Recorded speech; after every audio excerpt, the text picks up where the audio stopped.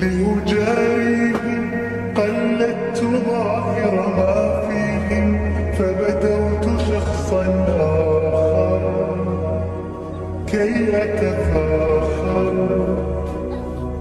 وظننت أنا أني بذلك শুভ সকালবেলা এই মাত্র আর কি ঘুম থেকে উঠলাম, কারণ দুদিন তো কারেন্ট ছিল না, দুদিন রাত্রেবেলায় ভালোভাবে ঘুম হয়নি। এই মাত্র ঘুম থেকে উঠে রোহানদা বাড়ি এলাম। রোহান বললো ওর গাড়িটা যেটা ছিল সেটা খারাপ হয়ে গেছে, সার্ভিসিং করাতে নিয়ে যাবে। সেই জন্য রোহানদের বাড়ির সামনে এসে আমি এখন দাঁড়িয়ে আছি বাইক নিয়ে।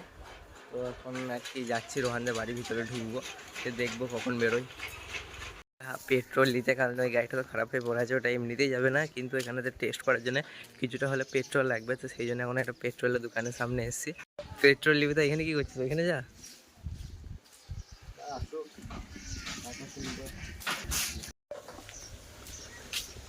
এখানে বসে আছি। বাবুকে নিয়ে যেতে হবে, কারণ দুজন মিলে টেনে নিয়ে যাওয়া হবে না, তিনজন লাগবে।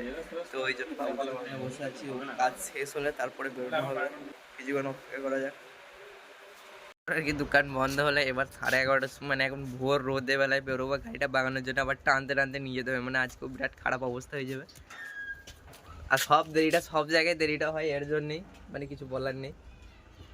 গাড়িটাকে টেনে টেনে নিয়ে যেতে হবে। এই গাড়িটা এখন স্টার্ট হচ্ছে না, সেই গাড়িটাকে টেনে নিয়ে যাওয়ার জন্য একটা লাঠি ধরতে হবে, কারণ লাঠিটা দিয়ে হাতে ধরবে আর বাবু পিছনে ধরবে, টেনে টেনে নিয়ে যাওয়া হবে। এখন সবাই দেয় এই গামছা দিয়ে টেনে নিয়ে যেতে হবে। পারবি তো? টেনে নিয়ে যেতে হবে। এখন গাড়িটার ভর এখন আমার হাতে আছে, মানে গোটা গাড়িটা আমি হাতে করে টেনে নিয়ে যাচ্ছি, মানে কতটা মুশকিলে কাজ। গাড়ি স্টার্ট বন্ধ, এইভাবেই যেতে হবে। এখন 6 কিলোমিটার যেতে হবে। এখন সুখের কাজ, এটা সুখের কাজ গাড়ি চালানোটা। অবস্থা হলো গাড়ি থেকে টেনে নিলে আজ থেকে হাতটার এই অবস্থা। রোহানের হাতের কি অবস্থা? হ্যাঁ, কি অবস্থা? এখন গ্যারাজে পৌঁছে গেছি। এইমাত্র গ্যারাজে পৌঁছলাম, এবার গাড়িটা দিয়ে পালাবো।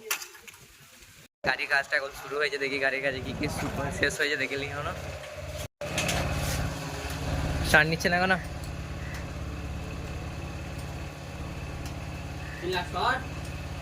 ধরে নামনি ধরলে তো হয়ে যাবে।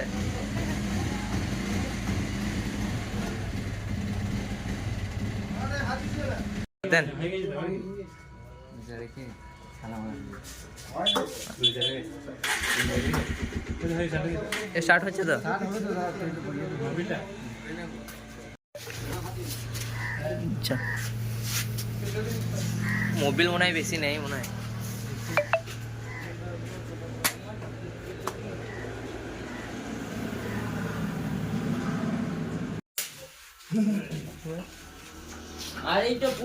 হাওয়াটা দিলে গোটা মোবিলটা বেরিয়ে যাবে, যা ভেতরে যা আছে পুরো।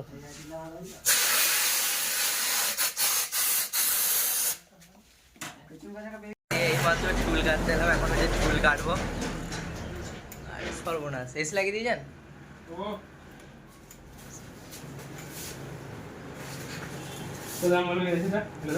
কত বললো এসি? 50 40 50 টোটাল খরচা লাগানো ফাগানো হক এই তো আমরা 50,000 টাকা উঠে যাবে।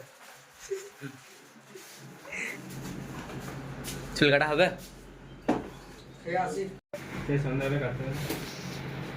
বললো ওরা খাবার টাইম, এখন চুল কাটবে না, সন্ধ্যেবেলায় আসতে বললো। এখন আর চুল কাটা হবে না।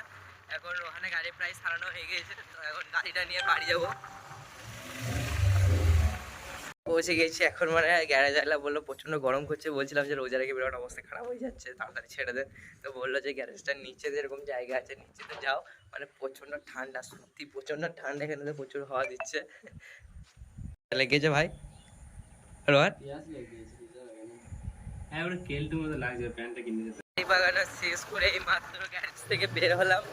তো পেছনে রোহান আছে, গাড়িটা নিয়ে আসছে। আমরা এখন বাড়ি যাচ্ছি। এখন রোজা রেখে পুরো গলা শুকিয়ে গেছে, এখন বাড়ি যাবো, ঘুমাবো। আবার দেখা হচ্ছে আসরে নামাজের সময়।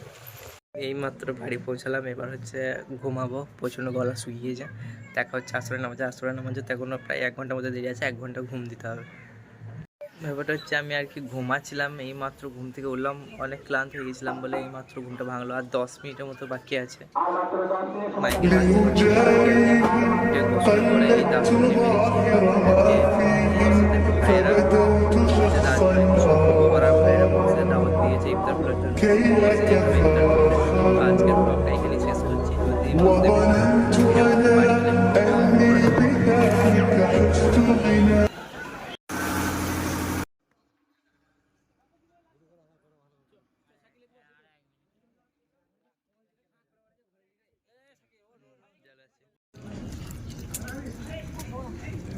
নিতে পারো